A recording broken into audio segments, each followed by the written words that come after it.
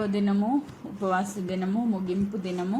దేవాది దేవుడికి కృతజ్ఞతలు చెల్లిస్తున్నాను. గడిచిన 3 దినాలు అద్భుత రీతిగా దేవుడు మనల్ని నడిపించుకుంటూ వచ్చారు. ఈ 4వ దినం కూడా కొన్ని మాటలు, కొన్ని తలంపులు దేవుడు నా హృదయంలో పెడతా వచ్చారు. దాన్ని నేను పంచుకోవాలని ఆశపడుతున్నాను. వచ్చిన మీ అందరికీ ప్రభునామం పేరిట వందనాలు చెల్లిస్తూ ఉన్నాను. వాక్య భాగంలోనికి వెళ్ళిపోదాము.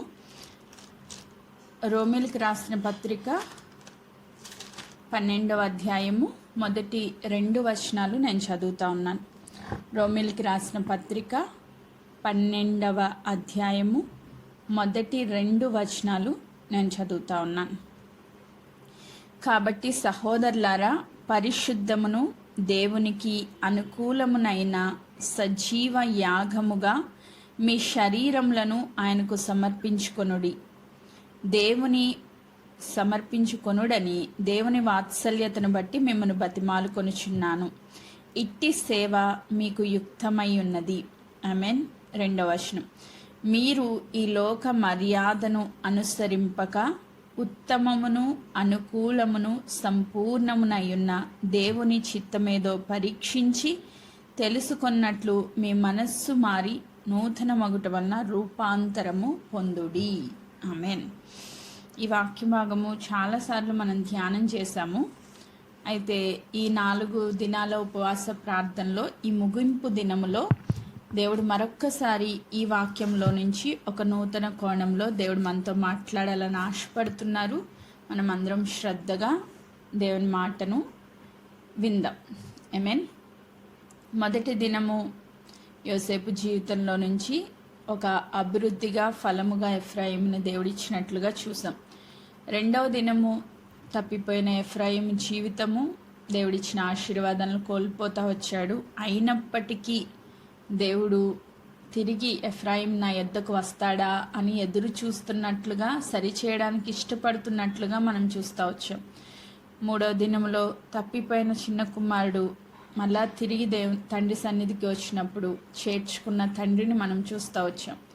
గృహంలోనికి ప్రవేశించిన చిన్న కుమారుడు ప్రవేశిస్తే సరిపోతుందా అని అనుకుంటే, ఒక క్రైస్తవ జీవితంలో తిరిగి రావడం ఎంత ఇంపార్టెంటో, తిరిగి వచ్చిన తర్వాత నెక్స్ట్ స్టేజ్ ఏంటి అని కనుక మనం ఆలోచన చేస్తే, మనము రక్షణ పొందిన తర్వాత అప్పుడప్పుడు పడిపోవడం అనేది చాలా సర్వసాధారణంగా కనబడుతుంది. ఒక్కొక్కసారి పాపం చేసి పడిపోతాం, ఒక్కొక్కసారి అవిధేయతల వల్ల దేవునికి దూరం అయిపోయి పడిపోతూ ఉంటాం, ఒక్కొక్కసారి తెలియని రీతిగా అంతా బాగుందని పెద్ద కుమారులా అనుకుంటాం, కానీ మార్పు లేక దేవునికి దూరం అయిపోతూ ఉంటాం. సో ఎనీవే, మనం దూరం అయిపోయినప్పుడు దేవుడు మరలా మనతో మాట్లాడినప్పుడు సరి చేసుకున్న వారంగా దేవుని గృహంలో ప్రవేశించిన తర్వాత ఏ సేవ చేయాలో ఇక్కడ చెప్తా ఉన్నారు. ఎలా మనము జీవించాలి, దేవుని గృహంలో చేర్చబడడం ఎంత ఇంపార్టెంటో ఆ గృహంలో జీవించే విధానము కూడా మనకి తెలియాలి. దాని గురించి ఈ 2 వాక్య భాగాల్లో దేవుడు మనతో మాట్లాడబోతా ఉన్నారు. ఎలా ఉండాలని దేవుడు కోరుకుంటున్నారు అంటే, పరిశుద్ధమును దేవునికి అనుకూలమైన సజీవ యాగముగా మీ శరీరములను ఆయనకు సమర్పించుకొనుడి. మనకి దేవుని నుంచి దూరం చేసే ప్రధాన శత్రువు ఏంటి అంటే శరీరం. దేవుని కృపకు మనల్ని దూరపరిచేది, దేవుని సన్నిధికి మనల్ని దూరపరిచే ప్రధాన శత్రువు ఏంటంటే శరీరం. మన శరీరమే మనకి శత్రువు. ఆత్మకి, శరీరానికి ఎప్పుడూ ఒక పోరాటం జరుగుతూ ఉంటుంది. కాబట్టి పౌలు గారు రోమీ సంఘానికి రాస్తూ చెప్తున్నారు, మీ శరీరాలను, ఎవరి శరీరాన్ని వారు ఏం చేయాలంటే సజీవ యాగముగా, అంటే ఉన్న ఫలంగా దేవుని చేతికి అప్పగించుకోవాలి. ఆమేన్. ఉన్న పాటున దేవుని సన్నిధికి వచ్చి ఉన్నాము, ఉన్న పాటున మన సంపూర్ణముగా మన శరీరాలను దేవుడికి సమర్పించుకోవాలి. అంటే ఏంటి? ఈ చేతులు నావి కాదు, ఈ కాళ్ళు నావి కాదు, ఈ కళ్ళు నావి కాదు, ఈ నోరు నాది కాదు, ఈ సర్వ శరీరము నాది కాదు. పౌలు గారు చెప్తారు కదా, క్రీస్తే నాలో జీవిస్తున్నాడు, ఇక మీదట జీవించువాడను నేను కాను. ఆమేన్. సో అంటే ఈ కళ్ళతో చూసేది దేవుని చిత్తానుసారంగా చూడాలి, ఈ నోటితో మాట్లాడేది దేవుని వాక్యమై ఉండాలి, వినేది దేవుని వాక్యమై ఉండాలి, ఆలోచించేది దేవుని కొరకు ఆలోచించాలి, చేసేది దేవుడి పని చేయాలి. సజీవ యాగంగా సమర్పించుకోవడం అంటే దేవుని సంపూర్ణ చిత్తానికి మనల్ని మనము అప్పగించుకోవడం. ఐ గృహంలో చేర్చబడిన తర్వాత నా ఇష్టానుసారంగా జీవిస్తానంటే కుదరదు. దేవుని గృహంలోకి చేర్చబడ్డాక దేవుని ఇష్టానుసారంగా జీవించడానికి మనల్ని మనము అప్పగించుకోవాలి. థర్డ్ స్టెప్ ఏంటంట, అప్పగించుకున్న తర్వాత మీరు ఈ లోక మర్యాదను అనుసరింపక. లోకంలో ఒక మర్యాద ఉంది, పితృపారంపర్య ఆచారాలు ఉన్నాయి, తల్లిదండ్రుల యొక్క విధానం ఒకటి ఉంది, తల్లి తండ్రి మనల్ని పెంచిన విధానం ఒకటి ఉంది, దేవుని వాక్యంలో చెప్పబడిన విధానం ఒకటి ఉంది. తల్లిదండ్రులు చెప్పే విధానంలో మనం ఫాలో అవ్వకూడదు. అంటే తల్లిదండ్రుల మాట వినొద్దని కాదు. ఇప్పుడు నూతనంగా మ్యారేజ్ అయిన వ్యక్తులు ఎవరైనా ఉన్నారనుకోండి, వాళ్ళకి తల్లి కొంచెం గైడెన్స్ ఇస్తుంది కూతురికి కదా. ఒక మంచి తల్లి అనుకోండి, భర్త చెప్పిన మాట వినమ్మా అంటది. మంచి తల్లి అంటే ఈ లోకపరమైన తల్లులు అనుకోండి, వాడు ఏం చెప్పినా సరే నువ్వు అస్సలు వినొద్దు, నీ పని నువ్వు చేసుకుని వెళ్ళిపో, వాడే నీ మాట వినేటట్టు మౌలు చేసుకోవాలి అంటది. అంటే బైబిల్ ప్రకారంగా ఉన్న తల్లి అనుకోండి, భర్త నీకు శిరస్సు కాబట్టి తను ఏం చెప్పినా వినాలమ్మా అని చెప్తుంది. సో ఈ రెండాటికి డిఫరెన్స్ ఉంది కదా. లోకపరంలో ఉన్న తల్లి ఒకలా చెప్తుంది, లోకానికి వేరే దేవునిలో రక్షణ పొందిన తల్లి ఇంకొకలా చెప్తుంది.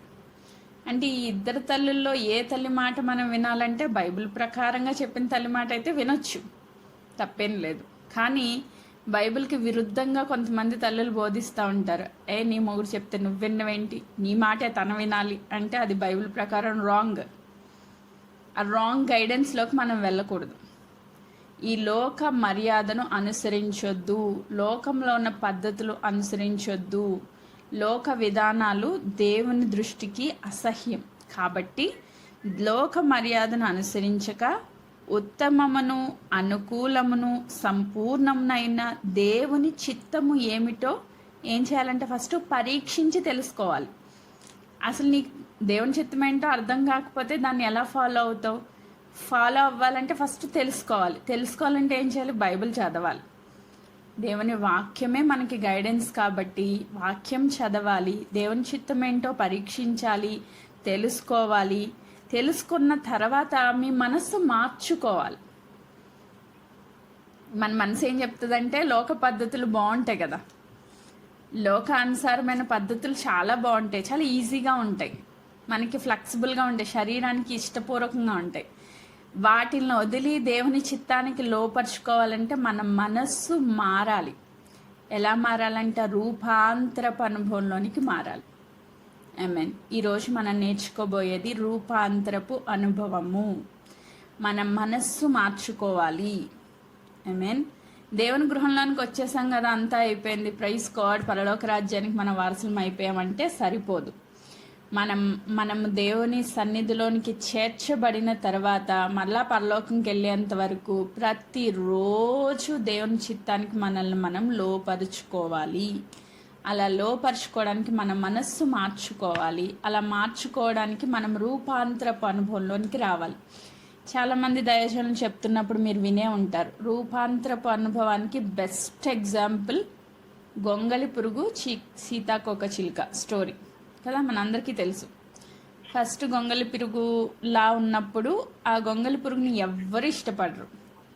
రామ్మ గొంగలి పురుగు నా చేతి మీద పాకు అంటారా? అసలు దాన్ని చూస్తేనే అసహ్యము భయము రెండూ ఉంటాయి. అది వచ్చి ఎక్కడ బాగితే ఆ ముళ్ళు అంటుకుని మనకి ఎంత దురద వస్తుంది. భయం భయం భయం అవి ఉంటేనే, వాటిని చూస్తేనే భయం, వాటిని చూస్తేనే అసహ్యం. అవి చూడ్డానికి కూడా అసహ్యంగా ఉంటాయి, వాటి రూపం బాగోదు, వాటి వల్ల మనకి హాని జరిగిద్ది. కాబట్టి వాటిని చాలా దూరంగా పెడతాం, కనిపిస్తే చంపేస్తాం. కానీ అదే గొంగలి పురుగు రూపాంతరం చెందిన తర్వాత, దాని రూపం మార్చుకున్న తర్వాత, మంచి సీతాకోక చిలుకలాగా మారిన తర్వాత, ఒక మంచి బటర్ఫ్లై ఆ ట్రాన్స్ఫిగరేషన్ అయిన తర్వాత దాన్ని చూస్తే ఎంత ముచ్చటేసుకొస్తుందో. ఒకటి వచ్చి నా చేతి మీద వాలితే బాగుండు. దాని రెక్కలకున్న ఆ రకరకాల కలర్స్ చాలా అట్రాక్టివ్గా ఉంటాయి. అసలు ఆ గొంగళి పురుగేనా ఈ సీతాకోక చిలుక, ఈ రెండు ఒకటేనా అన్నంత మార్పు అనేది దానిలో మనం చూస్తాం. అసలు అది ఇది ఒకటే అంటే నమ్మలేము యాక్చువల్గా. అంత మార్పు.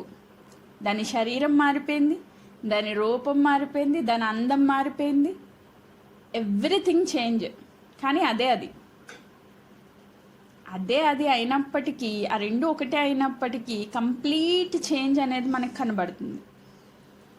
ఇప్పుడు మనం కూడా యేసుక్రీస్తు ప్రభులోనికి వచ్చిన తర్వాత అట్టి రూపం, ఆ రూపం మారిపోవాలి, మనసు మారిపోవాలి, మన అందం మారిపోవాలి, మన పోలికలు మారిపోవాలి, మన ప్రవర్తన మారిపోవాలి, మనల్ని చూసి అందరూ అట్రాక్ట్ అవ్వాలి, మనం అందరినీ ఆకర్షించాలి. ఇదివరకు పాపంలో ఉన్నప్పుడు నిన్ను చూస్తే అసహ్యపడిన వాళ్ళు ఇప్పుడు నీ ప్రవర్తన చూసి సంతోషించాలి. అన్నింటికన్నా ముఖ్యంగా తండ్రి సంతోషించాలి. ఆమేన్. ఆయన చిత్తానుసారంగా మన జీవితం మార్చబడినప్పుడు తండ్రి సంతోషిస్తారంట. Praise God. తండ్రి సంతోషిస్తారంట. ఈరోజు అట్టి రూపాంతరపు అనుభవంలోనికి మన మనస్సులు మారి రావాలి అని దేవుడు కోరుకుంటున్నారు. అలా మారిన వ్యక్తుల యొక్క జీవితాలు కొన్ని మనం ధ్యానపూర్వకంగా చూద్దాము. అంత టైం లేదు కాబట్టి నేను ఓవరాల్గా చెప్తాను, మీరు తర్వాత మళ్ళీ ధ్యానం చేసుకోండి. చాలా విషయాలు మీకు దేవుడు బోధిస్తారు. రూపాంతరపు అనుభవం. దేవుని సన్నిధికి వచ్చిన తర్వాత పాత నిబంధనలో చూస్తే దేవుడు అబ్రాముని పిలుచుకున్నారు. అబ్రాముని పిలిచినప్పుడు ఆయన ఒక విగ్రహారాధికుడు. ఆయన దేవుడు స్వరం ద్వారా పిలుచుకుని ఆయన ఎలా మార్చారంట? అబ్రహాముగా మార్చారు. ఒక రూపాంతరపు అనుభవంలోనికి ఆయన వచ్చాడు దేవుని సన్నిధిలో.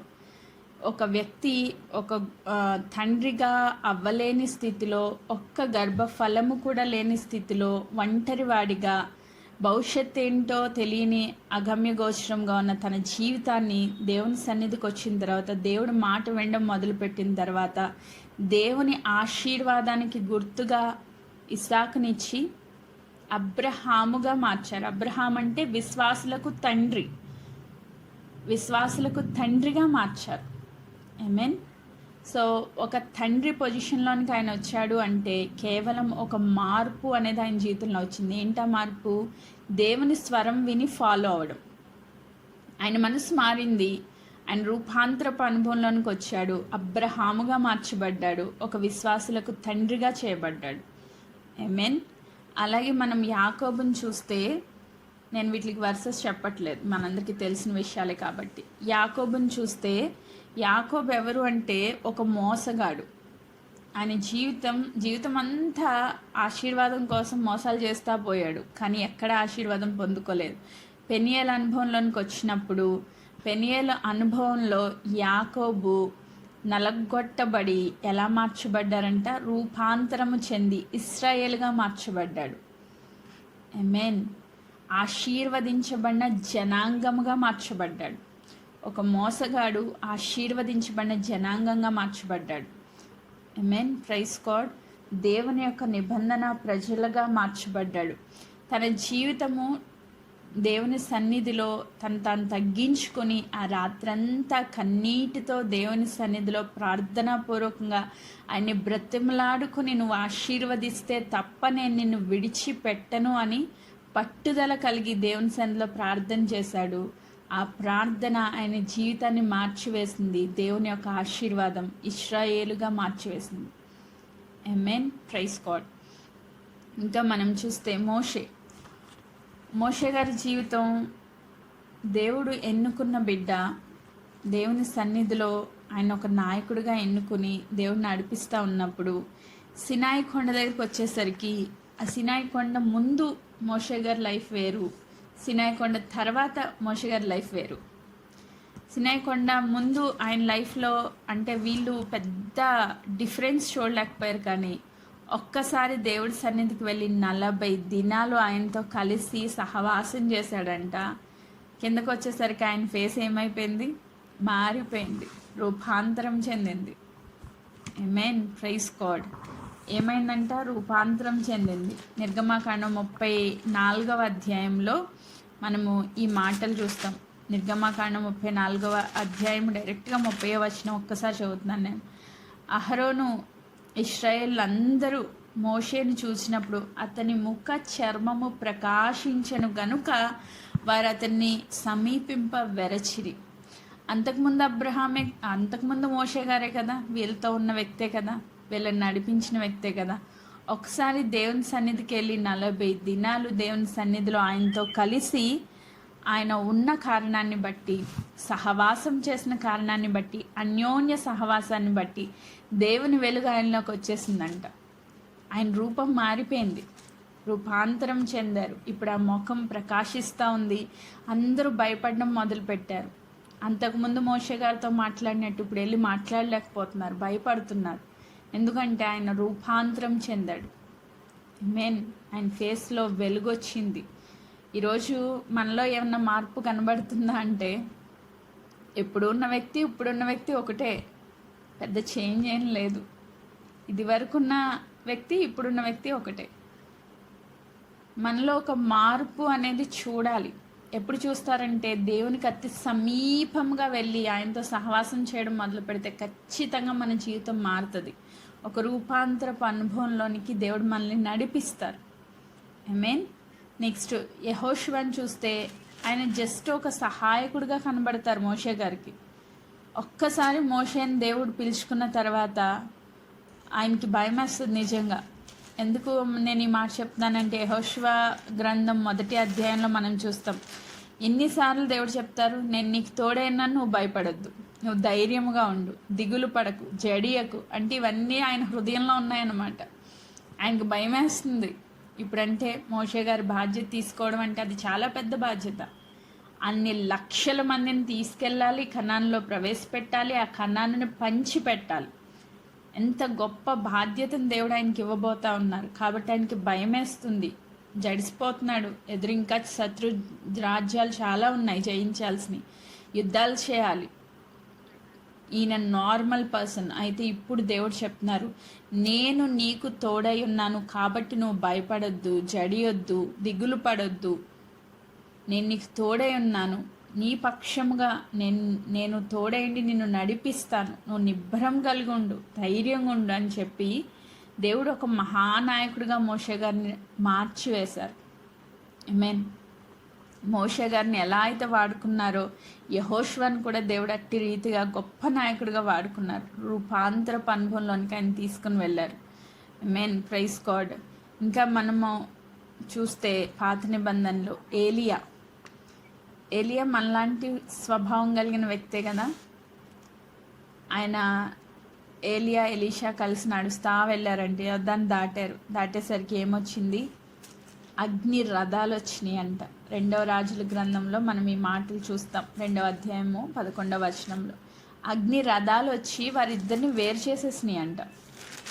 వాళ్ళు నడుచుకుని పోతా ఉంటే అగ్ని రథాలు వచ్చి అగ్ని గుర్రాలు వాళ్ళు కనబడి వాళ్ళిద్దరిని వేరు చేసి సుడిగాలి చేత ఏలియా గారిని పరమునకు తీసుకొని వెళ్ళిపోయినాయి అంట. యాక్చువల్లీ అగ్ని రథాలు వస్తే అగ్ని రథాల మీద ఈయన ఎక్కి కూర్చుంటే ఏమవ్వాలా? అంతా అగ్ని రథాలు, అగ్ని గుర్ర. రథము అంటే ఏంటి? కూర్చునేది. ఆ సీట్ కూడా అగ్నే. అయితే ఈయన నార్మల్ పర్సన్ అయితే ఎక్కి కూర్చోగానే ఏమైపోవాలి? బూడిదైపోవాలి. నార్మల్ పర్సన్ కాదు, ఈయన ట్రాన్స్ఫర్ అయిపోయాడు. ఈయన రూపము నార్మల్ శరీరం వల్ల మహిమా శరీరంగా మార్చబడింది. కాబట్టి ఆయనకి ఏమి జరగల, హ్యాపీగా ఎక్కి కూర్చున్నాడు, తీసుకుని వెళ్ళిపోయారు. ఆయన మార్పు చెందాడు. హనోకు కూడా మార్పు చెంది వెళ్ళిపోయాడు. సో వీళ్ళందరూ కూడా రూపాంతరపు అనుభవంలోనికి వచ్చిన వ్యక్తులకి మనకు సాదృశ్యంగా దేవుడు చెప్తా ఉన్నారు. రూపాంతరపు అనుభవం వీళ్ళల్లో మనం చూస్తూ ఉంటాం. ఈ పాత నిబంధన మొత్తంలో ఇలా చెప్పుకుని పోతే చాలామంది ఇలా మార్పు చెందారు. అయితే మనము మేజర్గా తెలుసుకోవాల్సిన ఒక్క మాట, వీరందరూ దేవునితో సహవాసం చేశారు, వీరందరూ దేవుని మాటకి లోబడ్డారు, వీరు వారి స్వచిత్తాన్ని పక్కన పెట్టి దేవుని చిత్తానికి లోబడ్డారు. కాబట్టి దేవుడు వీళ్ళలో ఒక రూపాంతరపు అనుభవాన్ని తీసుకుని వచ్చారు. హెస్కేల్ గ్రంథము 37వ అధ్యాయంలో ఎండిపోయిన ఎముకలు తిరిగి జన్మించగలవా అని అడిగినప్పుడు హెస్కేల్ భక్తుడికి డౌట్ వచ్చింది. అవునంటే ఒక గొడవ, కాదంటే ఇంకొక గొడవ. మరి దేవుడు కాబట్టి అడిగేవారు. నాకు తెలియదు ప్రభా, నీకే తెలుసు అన్నాడు ఆయన. నీకు తెలుసు అంటే అప్పుడు దేవుడు చెప్తున్నారు, నువ్వు ప్రవచించు, నువ్వు ప్రకటించు, నువ్వు జీవాత్మను వాటి మీద ప్రకటిస్తే అవి తిరిగి జన్మిస్తాయి అన్నారు. అంటే ఆ ఎముకల్లోనికి నరాలు వచ్చినాయంటే, శరీరం వచ్చిందంటే, జీవం వచ్చేసిందంటే ప్రవచించగానే అవి మహాసైన్యంగా లేచిపోయినాయి అంట. ఈ దినాన్ని మనం కూడా చచ్చిపోయిన ఎముకల్లా ఉన్న మన జీవితాల్ని దేవుని ఆత్మ చేత తిరిగి జన్మింపచేసి రూపాంతరపు అనుభవంలోనికి దేవుడు నడిపించాలని ఆశపడుతున్నారు. ఆమేన్. ఇదంతా తండ్రి అయిన దేవుడు పాత నిబంధనలో వీరి జీవితాల్లో ఈ రూపాంతరపు అనుభవం గురించి మనం చూస్తాం. నూతన నిబంధనకు వచ్చేసరికి యేసుక్రీస్తు ప్రభువారు రూపాంతరం చెందారు కదా. రూపాంతరపు అనుభవం మనందరికీ తెలుసు. మత్తయి సువార్త 17వ అధ్యాయము మొదటి 2 వచనాల్లో ఉంటుంది. ఒక కొండ మీదకి తీసుకెళ్తారు. ఒకసారి చదువుతున్నాను చూడండి. మత్తయి 17:1. 6 దినములైన తర్వాత యేసు పేతురు, యాకోబును అతని సహోదరుడైన యోహాను వెంట పెట్టుకొని ఎత్తైన ఒక కొండ మీదకి ఏకాంతముగా పోయి వారి ఎదుట రూపాంతరము పొందెను. ఇప్పుడు ఏంటి ఇక్కడ జరిగిన విషయం? ఆయన రూపాంతరం పొందాక ఎలా కనబడుతున్నారంట? 2వ వచనం, ఆయన ముఖము సూర్యుని వలె ప్రకాశించెను, ఆయన వస్త్రములు వెలుగు వలె తెల్లని వాయెను. ఇదిగో మోషేయు ఏలియాయు వారికి కనబడి ఆయనతో మాట్లాడుచుండిరి. ఇది ఏం అనుభవం అంటే, యేసుక్రీస్తు ప్రభువారు అప్పటికి మనుష్య రూపంలో ఉన్నారు, మనుష్యునిగా శరీరధారిగా ఉన్నారు. ఆయన ఒక్కసారి మహిమా రూపంలోనికి ట్రాన్స్ఫర్ అయ్యారు. ఆమేన్. రూపాంతరము చెందారు, మహిమా రూపంలోనికి మార్చబడ్డారు. ఆయన ముఖం ఎలా కనబడుతుందంట? సూర్యుని వలె ప్రకాశిస్తూ ఉంది. ఆయన వస్త్రాలు వెలుగులాగా కనబడతా ఉన్నాయంట. సో ఇది మహిమా స్వరూపం అన్నమాట. ఈ మహిమా స్వరూపాన్ని చూసి పేతురు, యాకోబు, యోహాను ఇలా ముగ్గురికి ఆయన రూపాంతరం చెంది కనపరుచుకున్నారు. ఆయన కనపరుచుకున్నారు. ఆ కొండ మీద ఇంకో 2 కనబడుతున్నారంట, మోషే, ఏలియా. వారికి కనబడి మోషే, ఏలియా. మరి వీళ్ళిద్దరే ఎందుకు కనబడ్డారు? ఇక్కడ కూడా ఒక లాజిక్ ఉంటుంది. మోషే గారు దేనికి గుర్తు అంటే, సాదృశ్యము అంటే, ఆయన చనిపోయారు, ఇంకెవ్వరికీ కనబడలా కదా. కొండ మీదకి వెళ్ళమన్నారు, నెబో పర్వతం మీదకి వెళ్ళారు, ఆయన అక్కడే చనిపోయారు. ఆయన శరీరం ఎవ్వరికీ దొరకనివ్వల. నెక్స్ట్ ఇంకెవరు కనబడుతున్నారు? ఏలియా చనిపోలేదు, ట్రాన్స్ఫర్ అయ్యి వెళ్ళిపోయారు అంతే. సో యేసుక్రీస్తు ప్రభువు 2వ రాకడలో వచ్చినప్పుడు మోషే గారిలాగా చనిపోయిన వాళ్ళు తిరిగి లేస్తారు, మహిమా స్వరూపం ధరించుకుంటారు, ఆయన ఎదుర్కొంటారు. 2వది, ఏలియాలాగా మనము మార్పు చెందుతాం. మనమేం చనిపోము. ఒకవేళ మనం బ్రతుకున్నప్పుడు దేవుని రాకడొస్తే మనం చనిపోము. మార్పు చెంది మహిమా స్వరూపాలు ధరించుకునే రెప్పపాట్లో దేవుని సన్నిధికి వెళ్ళిపోతాం. దానికి గుర్తుగా వీళ్ళిద్దరూ కనబడ్డారు. ఆయన నిర్గమం గురించి మాట్లాడుకుంటూ వచ్చారు. అక్కడ రూపాంతరపు అనుభవాన్ని ఈ పేతురు, యోహాను, యాకోబులకి దేవుడు చూపిస్తూ వచ్చారు. సో ఈ రూపాంతరపు అనుభవంలోనికి వీళ్ళని తీసుకుని రావాలని దేవుడు వారికి ఆ స్వరూప దర్శనాన్ని చూపించినట్లుగా మనం చూస్తాం. యేసుక్రీస్తు ప్రభువారు ఈ లోకంలోనికి వచ్చినప్పుడు మొట్టమొదటి అద్భుతం ఏం అద్భుతం చేశారు అంటే, మనందరికీ సుపరిచితమే. యోహాను సువార్తలో మొదటి అద్భుతము కానా విందులో చేశారు. 2వ అధ్యాయంలో నీటిని ద్రాక్షారసంగా మార్చారంట. నీరు రుచి ఉంటుందా అంటే ఏముండదు, కలర్ ఉంటుందా అంటే ఏముండదు, జస్ట్ వాటర్, దాహం తీరుస్తుంది అంతే. అయితే దాన్ని ఎలా మార్చారంట? ద్రాక్షారసముగా మార్చారంట. అంటే నీరు ద్రాక్షారసం పక్కన పెడితే ఎంత డిఫరెన్స్ కనబడుతుంది. టేస్ట్లో డిఫరెన్స్ ఉంటుంది, కలర్లో డిఫరెన్స్ ఉంటుంది. టేస్ట్ డిఫరెంటే, కలర్ డిఫరెంటే. ఇది చాలా చప్పగా ఉంటుంది, అది చాలా టేస్టీగా ఉంటుంది. ఇది నార్మల్గా ఉంటుంది, ఏం కలర్ ఉండదు, కానీ అది మంచి రంగులో కనబడుతూ ఉంటుంది. ఆ నీళ్లు తీసుకుని విశ్వాసంతో పట్టుకెళ్ళినప్పుడు ద్రాక్షారసంగా మారిపోయి అది ఎలా ఉందంట, చాలా రుచికరంగా ఉందంట. మంచి ద్రాక్షారసం అంటారు అక్కడ, మంచి ద్రాక్షారసం. అంటే మనం కూడా అలా మార్పు చెందాలి అన్నది దేవుని యొక్క ఉద్దేశమై ఉంది. రూపం మారిపోవాలి, టేస్ట్ మారిపోవాలి. మన రూపం మారిపోవాలంటే మనలోనికి ఏం రావాలి? యేసు క్రీస్తు ప్రభు గుణలక్షణాలు వచ్చినప్పుడు మన ప్రవర్తన మారిపోద్ది, మన జీవితం మారిపోద్ది. ఆయన పరిశుద్ధాత్మ మనలో నింపబడినప్పుడు మన రూపం మారిపోద్ది. చూసేవాడికి యేసు క్రీస్తు ప్రభు యొక్క వెలుగు కనబడుతుంది. ఆమేన్, ప్రైజ్ గాడ్. ఆయన నీటిని ద్రాక్షారసంగా మార్చి మొదటి అద్భుతం వివాహంలో చేశారు. ఈ అద్భుతాన్ని నిజంగా మన జీవితంలో జరిగితే, ఈ నీరు ద్రాక్షారసంగా మార్చబడినట్లు మన జీవితము రూపాంతరపు అనుభవంలోని కనుక వస్తే మనం ఎక్కడుంటామంట? గొర్రెపిల్ల మహోత్సవంలో ఉంటాం. ఆమేన్. ఆయన వరుడు, మనం వధువు. అది ఇంకా ఎంతో అద్భుతమైన ఆనందకరమైన జీవితం. ఆ జీవితంలోనికి మనం వెళ్ళాలంటే మనకి మార్పు కావాలి, రూపాంతరపు అనుభవం కావాలి. ఆమేన్, ప్రైజ్ గాడ్.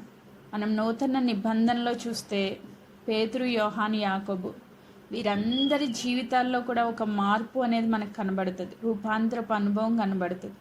పేతురు గారి జీవితం చాలా దుడుకు పేతురు, చాలా పిరికి పేతురు, ఇలా అన్నీ అపోస్తలుల కార్యాలు 2వ అధ్యాయం ముందు వరకు పేతురు గారి జీవితం ఒకలాగుంది. వన్స్ 2వ అధ్యాయం పరిశుద్ధాత్మ దేవుని యొక్క నింపుదల క్రిందకు వచ్చిన తర్వాత పేతురు గారి జీవితం అద్భుతంగా మార్పు చెందింది. అంతవరకు ఒకవేళ చంపేస్తారేమో అని భయపడి దాక్కున్న పేతురు, ఆకలికి తట్టుకోలేక చేపలు పట్టుకోవడానికి తిరిగి వెళ్ళిపోయిన పేతురు, ధైర్యంగా నిలవబడి ఒక్క మాట కూడా మాట్లాడలేని పేతురు ఒక్కసారి పరిశుద్ధాత్మతో నింపబడిన తర్వాత ఆయన రూపాంతరం చెంది ధైర్యం కలిగిన వ్యక్తిగా మార్చబడ్డాడు. నిలవబడి మాట్లాడుతూ ఉంటే అద్భుతమైన ప్రసంగం. ఆయన ఏమీ ప్రిపరేషన్ లేదు, ఆయన ఏం సిద్ధపడలేదు, జస్ట్ వచ్చి నిలవబడ్డాడు. పరిశుద్ధాత్ముడు హ్యాండ్ ఓవర్ చేసుకున్నారు, ఆయన మాట్లాడుతూ ఉన్నారు. మొదటి ప్రసంగం 3000, రెండో ప్రసంగం 4000, 5000, వేలకు వేలు, ఇంక రక్షణ పొందుతూనే ఉన్నారంట. ఎందుకు అంత మనుషుల పట్టే జాలరిగా ఆయన చేయబడ్డాడు అంటే రూపాంతరం చెందాడు. దానికి మూలం పరిశుద్ధాత్ముడు. ఆమేన్. పాత నిబంధనలో తండ్రి వారిని రూపాంతరపు అనుభవంలోకి నడిపించారు. యేసుక్రీస్తు ప్రభు శరీరధారిగా ఉన్నప్పుడు యేసుక్రీస్తు ప్రభు నడిపించారు. ఇప్పుడు స్టిల్ మన జీవితాల్లో పరిశుద్ధాత్ముడు మనల్ని రూపాంతరపు అనుభవంలోనికి నడిపిస్తానికి ఇష్టపడుతున్నారు. ఆయన మనలోనికి వస్తే ఆత్మ ఫలాన్ని ఫలిస్తాము. తద్వారా మన లక్షణాలు మారిపోతాయి, మన ప్రవర్తన మారిపోద్ది, మన గుణాలు మారిపోతాయి, మన జీవితం యొక్క గమ్యాలు మారిపోతాయి, మన ప్రాధాన్యతలు మారిపోతాయి. అంతా మార్పు మార్పు మార్పు, రూపాంతరం చెందుతాం. ఒక సీతాకోక చిలుకలాగా మన జీవితాలు చాలా బ్యూటిఫుల్గా ఉంటాయి. ఆమేన్, ప్రైజ్ గాడ్. నెక్స్ట్ మనం చూస్తే అద్భుతమైన మార్పుకు పునాదిగా సౌలు కనబడతారు. సౌలు ఎవరు అంటే ఒక హింసకుడు, ఒక దూషకుడు, ఒక హానికరుడు, సంఘాన్ని పాడు చేసే వ్యక్తి. ఇంత దారుణమైన సౌలు జీవితాన్ని దేవుడు ఎలా మార్చేశారంట? ఒకసారి చదువుతున్నాను. అపోస్తుల కార్యాలు 9వ అధ్యాయము 19వ వచనం. పిమ్మట అతడు దమస్కులోనున్న శిష్యులతో కూడా కొన్ని దినములు ఉండెను. వెంటనే సమాజ మందిరంలో యేసే దేవుని కుమారుడని ఆయన గూర్చి ప్రకటించుచూ వచ్చెను. వినిన వారందరూ విభ్రాంతి నొంది, యెరూషలేములో ఈ నామమును బట్టి ప్రార్థన చేయు వారిని నాశనం చేసిన వాడు ఇతడే కాడా? వారిని బంధించి ప్రధాన యాజకుల యొద్ద కొనుపోటుకు ఇక్కడికి కూడా వచ్చి ఉన్నాడని చెప్పుకొనిరి. అసలు ఎంత కంప్లీట్ మార్పు అనేది మనము సౌలు గారి జీవితంలో చూస్తాం. సౌలు పౌలుగా మార్చబడి ఆయన ఎలా మారిపోయాడంట? అసలు నాశనం చేసే వ్యక్తి దేవుని కొరకు ప్రాణం పెట్టే వ్యక్తిగా మారిపోయాడు. ఇతనేనా అతను అని అందరూ ఆశ్చర్యపోయారంట. అసలు ఈ వ్యక్తి ఆ వ్యక్తేనా, వేరే వాళ్ళ నిజమేనా, సౌలేనా పౌలుగా మాట్లాడుతుంది మారిపోయింది? అంత గొప్ప మార్పును చూసి అందరూ ఆశ్చర్యపోయారంట. నిజంగా ఈరోజు సౌల్ జీవితాన్ని మార్చిన దేవుడు, పౌలుగా మార్చిన దేవుడు, పేతుర్ని ఒక పిరికి వారిని కేఫాగా, ఒక రాయిగా, ఒక స్థిరమైన వ్యక్తిగా మార్చిన దేవుడు ఈరోజు మన జీవితంలో ఏమైనా మార్పు ఉందా? ఒకవేళ మార్పు లేకపోతే తండ్రి గృహంలో చేర్చబడిన తర్వాత మార్పు కొరకు ప్రార్థన చేయాలి. మారు మనస్సు, రూపాంతరపు అనుభవం కొరకు మనం ప్రార్థన చేయాలి. లాస్ట్ ఫైనల్ ఒక మాట చదువుతాను. 2 కొరింథీయులకు రాసిన పత్రిక 6వ అధ్యాయము 17వ వచనం. ప్రభువే ఆత్మ, ప్రభు యొక్క ఆత్మ ఎక్కడ ఉండునో అక్కడ స్వతంత్రం ఉండును. ఆమేన్. ఆత్మ ఇచ్చే స్వతంత్రత అంటే ఫ్రీ విల్. దేవుడు మనల్ని పాపం నుంచి, దాస్యత్వం నుంచి విడిపించేశారు. ఇప్పుడు మనం పాపం చేయడానికి దాసులము కాదు. నీ కళ్ళు చెప్పినట్టు నువ్వు వినాల్సిన అవసరం లేదు. నీ శరీరం చెప్పినట్టు నువ్వు వినాల్సిన అవసరం లేదు. పాపం చేయడానికి నీ శరీరం ప్రేరేపిస్తే దానికి లోబడాల్సిన అవసరం నీకు లేదు. ఎందుకంటే దేవుడు విడిపించేశారు. ఆ పాప భీతి నుంచి మనల్ని దేవుడు విడిపించి స్వతంత్రులుగా మార్చారు. ఆమేన్. పరిశుద్ధాత్ముడు ఎవరి జీవితంలోకి వస్తాడో వాళ్ళకి శరీరం మీద జయం వస్తుంది, కంట్రోల్ వస్తుంది. నీ శరీరం నిన్ను ఎంత ప్రేరేపించినా నువ్వు ఆ పాపం చేయడానికి ఇష్టపడవు, వెళ్ళదు నీ శరీరం. ఎప్పుడైతే పరిశుద్ధాత్మ దేవుడు నీలోనికి వచ్చారో నీకు స్వతంత్రత వస్తుంది, పాపం నుంచి విడుదల పొందుతావు. తాగుబోతులు చాలామంది చూడండి, 4 రోజులు బాగానే ఉంటారు, 5వ రోజు తాకుండా ఉండలేడు, వాడు మళ్ళీ వెళ్ళిపోతూ ఉంటాడు. ఎందుకు వెళ్తున్నాడు అంటే తనలో పరిశుద్ధాత్ముడు పనిచేయడం లేదు, పరిశుద్ధాత్ముడు కంట్రోల్లోనికి ఆ వ్యక్తి రాలేదు. ఒకవేళ నిజంగా వస్తే ఖచ్చితంగా దాని మీద జయం వస్తుంది. ఒక త్రాగుబోతు మారాడు అంటే ఖచ్చితంగా ఆయనలో పరిశుద్ధాత్మ దేవుడు నింపబడి ఉన్నాడు అని అర్థం. ఆమేన్. నువ్వు టీవీ చూడకుండా ఉండలేకపోతున్నావు అంటే నీలో ఆత్మ స్వతంత్రత ఇంకా రాలా. నేను చూడకూడదు అనుకుంటున్నానండి, అదే చూస్తున్నాను. నేను ఈ పని చెయ్యకూడదు అనుకుంటున్నానండి, అదే చేస్తున్నాను. నేను దేవునికి ఇది తప్పు, ఇది దేవుని దృష్టిలో పాపం అని తెలుస్తుంది, కానీ అదే మరలా చేస్తున్నాను అంటే నువ్వు ఆత్మ స్వాతంత్రతలోనికి రాలేదు. ఇంకా దాస్యత్వంలోనే ఉన్నావు, ఇంకా లోకంలోనే ఉన్నావు, ఇంకా శాపంలోనే ఉన్నావు. దాని నుంచి ఫస్ట్ విడుదల పొంది పశ్చాత్తాపడి చిన్న కుమారుడు వలె తండ్రి సన్నిధికి వచ్చి ఆయన గృహంలో ఎంటర్ అయిన తర్వాత మనసును మార్చుకుంటా రావాలి. నువ్వు మనసు చెప్పినట్టు నువ్వు వినడానికి వీల్లేదు. పరిశుద్ధాత్మ దేవుడు ఏది చెప్తే దాన్ని మనము సంపూర్ణ విశ్వాసంతో అంగీకరించి దేవుని యందు భయభక్తులు కలిగి ఆత్మ ఇచ్చిన స్వతంత్రతలో మనం కొనసాగాలి. ఆమేన్. నెక్స్ట్ 18వ వచనంలో అంటారు, మనం అందరము ముసుగు లేని ముఖముతో ప్రభు యొక్క మహిమను అద్దం వలె ప్రజ్వలింపచేయచ్చు.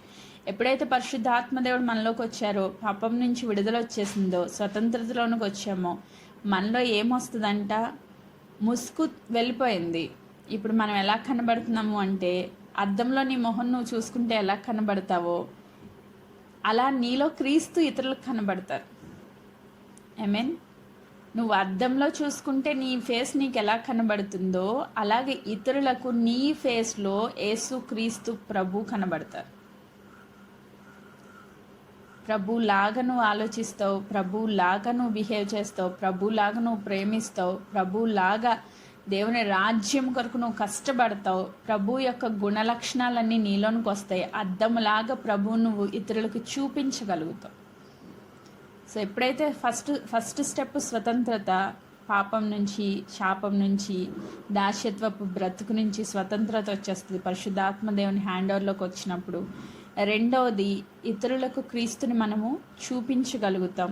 మూడవది, మహిమ నుండి అధిక మహిమ పొందుచు ప్రభువగు ఆత్మచేత ఆ పోలికగా మార్చబడుచున్నాము. అంటే ఎప్పుడు ఒకే స్థితిలో నువ్వు ఉండిపోవు. నెక్స్ట్ లెవెల్ దేవుని యొక్క రూపంలోనికి మార్చబడుతూ, దినదినము మార్చబడుతూ, దినదినము మారుమనసు కొరకు ప్రార్థన చేస్తూ, దినదినము రూపాంతరపు అనుభవంలోనికి వస్తూ, దినదినము మహిమ నుంచి అధిక మహిమలోనికి వెళ్తా ఉంటాం.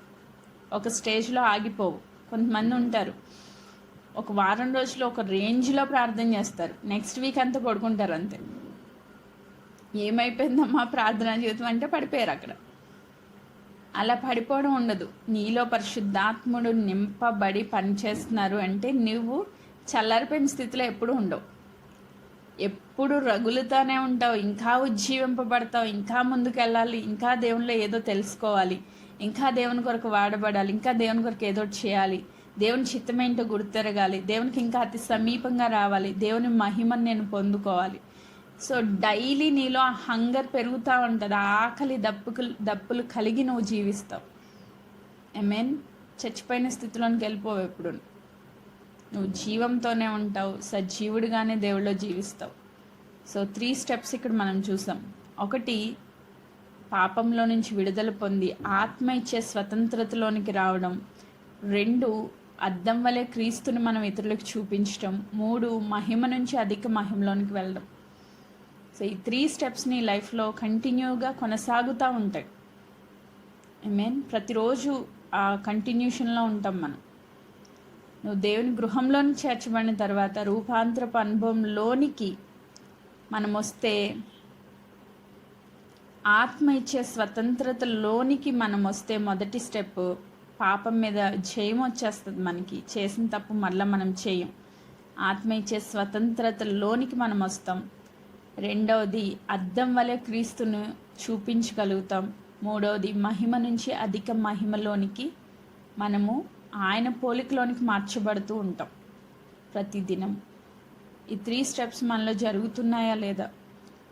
స్వతంత్రులుగా మార్చబడ్డామా, లేక ఇంకా ఏ పాపపు దాస్యంలో అన్నా చిక్కుకొని ఉన్నామా? ఒకసారి చెక్ చేసుకుందాం. ఒకవేళ నువ్వు విడుదల పొందావు, పరిశుద్ధ ఆత్మ స్వతంత్రతలోనికి వచ్చావు, అక్కడితో ఆగిపోతే సరిపోదు.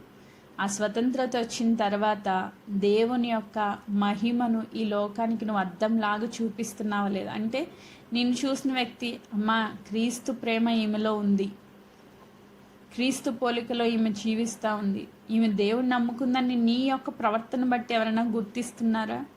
ఈ లోకానికి క్రీస్తుని చూపిస్తున్నావా? ఒకవేళ చూపిస్తున్న వ్యక్తి అయితే అక్కడితో ఆగిపోవడానికి వీల్లేదు. మహిమలో నుంచి ఇంకా అధిక మహిమ కావాలి.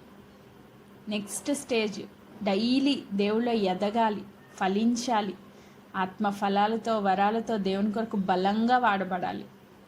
అట్టి కృపను గ్లోరీ ఆఫ్ ద లార్డ్ మినిస్ట్రీలో ఉన్న ప్రతి బిడ్డకి దేవుడు అనుగ్రహించునుగాక. ఈ రూపాంతరపు అనుభవం కొరకు ప్రతి ఒక్కళ్ళు ఆశతోనూ ఆసక్తితోనూ ప్రతి దినము మనస్సు మార్చుకొని లోక మర్యాదలు అనుసరించకుండా ఉత్తమము, అనుకూలము, సంపూర్ణమునైన దేవుని చిత్తానికి లోపరుచుకుంటూ మన మనస్సు మారి రూపాంతరపు అనుభవంలో కొనసాగుదుముగాక. దేవుడి వాక్య భాగాన్ని దీవించునుగాక. ఆమేన్.